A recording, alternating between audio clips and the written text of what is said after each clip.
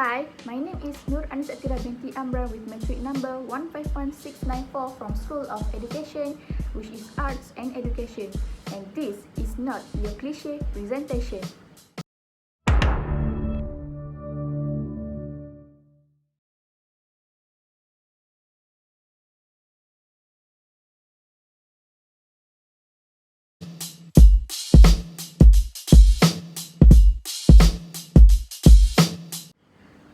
Today, I will present about game-based learning strategy project.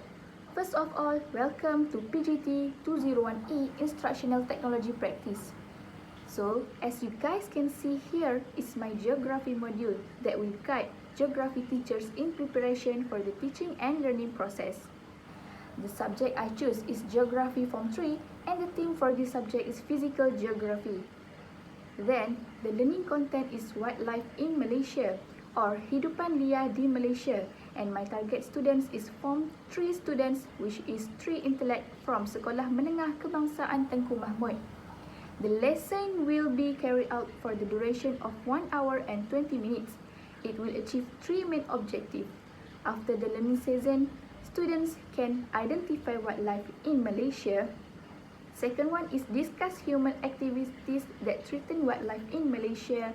And the third one is explain through example of wildlife conservation and preservation efforts in Malaysia. Baiklah, ini merupakan rancangan pengajaran yang saya akan adakan pada minggu yang ketiga yang bertarikh 12 Februari 2022 iaitu pada hari Rabu. Masa yang diperuntukkan ialah selama 1 jam 20 minit. Seterusnya, murid sasaran ialah pelajar daripada tingkatan 3 intelek dan mata pelajaran ialah geografi. Tema yang akan diajar ialah hidupan liar di Malaysia, manakala kandungan pelajaran ialah 2.3 hidupan liar di Malaysia. Sebanyak 3 objektif pembelajaran akan dicapai dalam pembelajaran kali ini, iaitu pada akhir pembelajaran, murid dapat mengenal pasti hidupan liar di Malaysia mengikut spesies haiwan. Seterusnya, murid dapat membahaskan penglibatan manusia dalam pelbagai aktiviti yang mengancam hidupan liar di Malaysia, dan akhir sekali, pelajar dapat menjelaskan melalui contoh usaha pemeliharaan dan pemeliharaan hidupan liar untuk mengelakkan kepupusan haiwan liar di Malaysia. Saya juga telah menetapkan sebanyak 4 IMK iaitu Pendidikan Alam Sekitar, Nilai Murni, Sains dan Teknologi serta Kreativiti dan Inovasi. Manakala bagi bahan bantu mengajar atau BBM, saya akan menggunakan buku teks, internet, projektor, video, papan putih, komputer, animal flashcard dan juga kotak. Dalam proses PDP ini juga, saya telah menggunakan kemahiran berfikir aras tinggi iaitu pelajar dapat menilai dan membahas serta penggunaan teknik pengajaran abad ke-21 yang memerlukan pelajar untuk bekerja dalam secara berkumpulan atau berkolaboratif serta berkomunikasi antara satu sama lain. Seterusnya ialah bahagian aktiviti yang akan dijelaskan hanya secara ringkas oleh saya. Baiklah, pada bahagian permulaan atau set induksi, saya akan menjalankan aktiviti Pick, Act and Guess yang mengambil masa selama 10 minit. Seterusnya, proses PDP akan berlangsung dengan aktiviti yang pertama iaitu aktiviti Mix and Match. Aktiviti kedua dijalankan bagi memenuhi standard pelajaran. Yang kedua iaitu aktiviti melengkapkan peta iting yang mengambil masa selama 15 minit. Dan aktiviti yang terakhir ialah GeoGather Town yang akan mengambil masa selama 30 minit. Seterusnya, pelajar akan diminta untuk melakukan satu sesi penilaian pada akhir sesi pembelajaran bagi menilai tahap kefahaman mereka berdasarkan topik yang telah diajar. Sebagai rumusan, pelajar akan melakukan aktiviti Reflect and Sketch yang mana akan dilakukan oleh pelajar melalui aplikasi Google Jamboard. Selepas sesi pembelajaran, saya akan membahagikan pelajar kepada 2 kumpulan iaitu kumpulan 1 dan kumpulan 2 yang mana pelajar kumpulan 1 merupakan pelajar yang telah mahir atau sekurang-kurangnya menguasai 2 standard pembelajaran dan akan menerima soalan pengukuhan iaitu soalan esei sesuai dengan peringkat atas dalam piramid Bloom taksonomi. Manakala pelajar dari kumpulan 2 merupakan mereka yang belum lagi mahir dengan topik ini dan akan menerima 5 soalan objektif beserta dengan 1 soalan subjektif berdasarkan peringkat bawah dalam Bloom's taksonomi. Seterusnya ialah bahagian refleksi yang mana saya akan mencatatkan bilangan pelajar yang dapat menguasai objektif pembelajaran dan dengan bilangan pelajar yang tidak mampu menguasai objektif pembelajaran. Baiklah, sekarang kita akan beralih kepada aktiviti-aktiviti yang akan dijalankan sepanjang proses PDP ini. Untuk seindaksi, pelajar akan melakukan aktiviti Pick, Act and Guess yang mana aktiviti ini bermula apabila guru membahagikan murid kepada 5 kumpulan di mana setiap kumpulan akan terdiri daripada 4 orang murid. Guru akan menunjukkan animal flashcard dan setiap kumpulan perlu menghantar wakil untuk memilih animal flashcard yang diberikan oleh guru. Wakil kumpulan perlu melakonkan haiwan yang telah dipilih tanpa perlu memberitahu atau menunjukkan kad haiwan yang telah dipilih. Manakala ahli kumpulan yang lain perlu meneka haiwan yang dimainkan oleh wakil kumpulan mereka.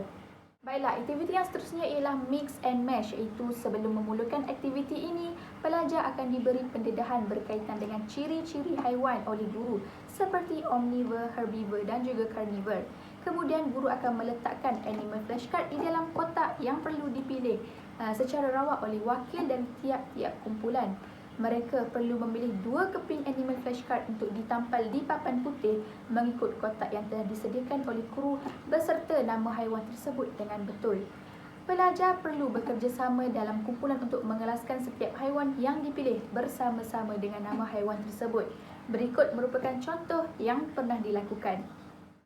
Kemudian bagi memenuhi objektif pembelajaran yang kedua, pelajar akan menjalankan aktiviti melengkapkan peta iThink yang mana guru akan menayangkan video daripada aplikasi TikTok menggunakan projektor.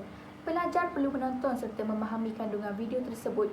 Kemudian guru akan mengedarkan peta iThink iaitu peta pelbagai alih untuk dilengkapkan oleh pelajar. Mereka diminta untuk melengkapkan peta tersebut berdasarkan pemahaman mereka terhadap tayangan video tersebut. Di sini saya akan sertakan link dan QR code bagi video TikTok tersebut. Dan ini merupakan soalan atau peta pelbagai alih yang akan diedarkan kepada pelajar. Baiklah, seterusnya ialah aktiviti GeoGather Town yang mana pelajar perlu masuk ke dalam aplikasi Gather Town mengikut kumpulan yang telah ditetapkan. Cara untuk bermain permainan ini ialah pelajar diberi masa untuk mengalihkan avatar ke bahagian classroom supaya guru dapat memberikan maklumat berkaitan aktiviti ini. Selepas guru memberi penerangan, murid diberi masa untuk berbincang dengan ahli kumpulan mereka berkaitan dengan situasi atau soalan yang diberikan. Setiap kumpulan diberi masa 5 minit untuk membentangkan hasil perbincangan mereka kepada guru. Pembentangan boleh dilakukan secara lisan mengikut kreativiti pelajar sama ada menggunakan slide, papan putih dan sebagainya. Guru akan memantau dan memberikan ulasan berkaitan hasil kerja murid. Saya akan sertakan di sini link dan juga QR code contoh cara aktiviti ini dijalankan di dalam kelas. Seterusnya, ini merupakan soalan yang akan diberikan kepada pelajar mengikut kumpulan yang telah ditetapkan. Baiklah, pada akhir sesi pembelajaran, pelajar diminta untuk melakukan satu sesi penilaian menggunakan aplikasi GameKit di mana pelajar perlu mengakses masuk ke dalam link yang akan dikongsikan oleh guru. Kemudian, mereka perlu menjawab sebanyak 5 soalan atau kuis diberikan berdasarkan pembelajaran pada hari tersebut. Markah kuis tersebut akan menjadi penilaian yang dapat mengelaskan pelajar sama ada mereka dalam kumpulan 1 ataupun kumpulan yang kedua. Berikut merupakan kod yang saya akan berikan berkaitan dengan soalan yang diberikan melalui aplikasi GameKit. Baiklah, untuk bahagian refleksikan diri, pelajar akan diberikan link Google Jamboard yang mana mereka bebas untuk menyatakan refleksi diri sama ada ingin melukis, menulis dan sebagainya. Ini merupakan link dan QR code Jamboard, Google Jamboard yang berkenaan dengan refleksikan diri yang akan dilakukan oleh pelajar. Akhir sekali ialah bahagian tugasan di mana guru telah mengelaskan pelajar kepada 2 kumpulan iaitu kumpulan 1 akan menerima soalan pengukuhan kerana mereka merupakan pelajar yang telah mahir dan menguasai topik yang diajar serta soalan yang diberikan berbentuk esei yang mengikut peringkat 3 teratas Bloom's Taxonomy.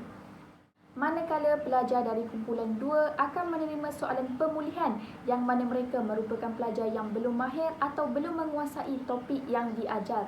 Mereka akan menerima soalan berbentuk 5 soalan objektif dan 1 soalan subjektif mengikut 3 aras bawah Bloom's Taxonomy. Ini merupakan link dan juga QR code bagi soalan-soalan yang akan diberikan kepada pelajar mengikut kumpulan masing-masing. So, in conclusion, rancangan pengajaran harian RPH is critical for kicking off the classroom teaching and learning process. As a result, the Daily Teaching Plan or RPH must be ambitiously developed to ensure that the teaching objectives are met. That's all from me. Thank you.